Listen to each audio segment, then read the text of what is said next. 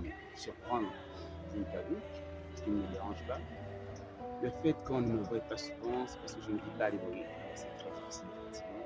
Je suis beaucoup à l'intérieur, notamment à Franchement.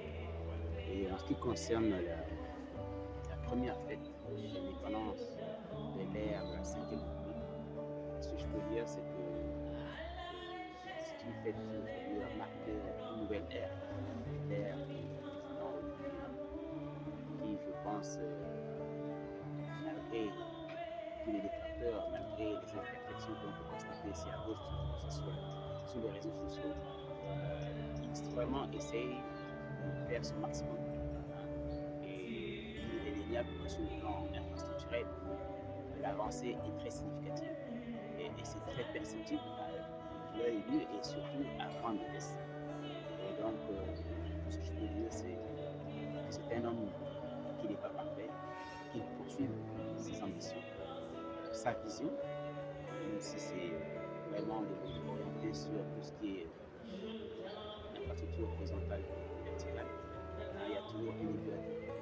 Maintenant, ce qui serait bien, ce serait que tout l'entourage essaie de comprendre que lui, là, il a un focus sur ce qu'il ressent, et que chacun essaie d'apporter le complément à cette vision.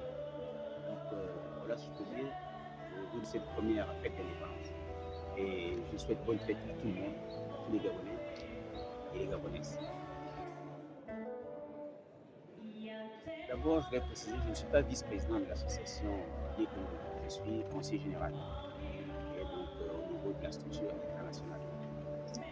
Et au niveau local, il y a une présidente qui est Mme Benga.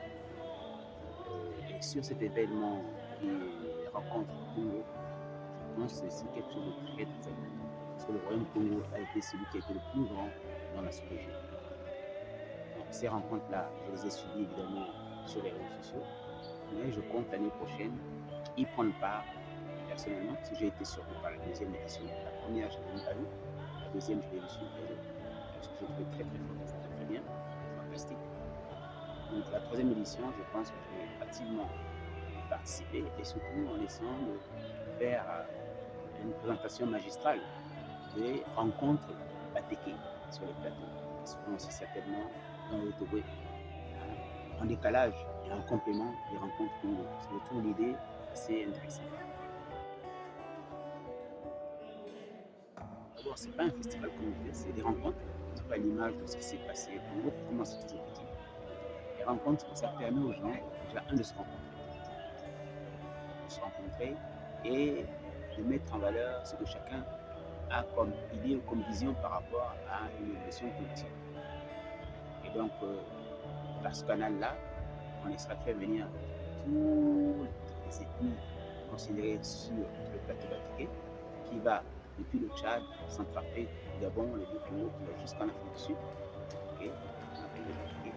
pour voir comment se raffermir les liens, s'unir pour essayer de mieux interagir dans ce monde qui nous était très très dominé par l'intelligence artificielle.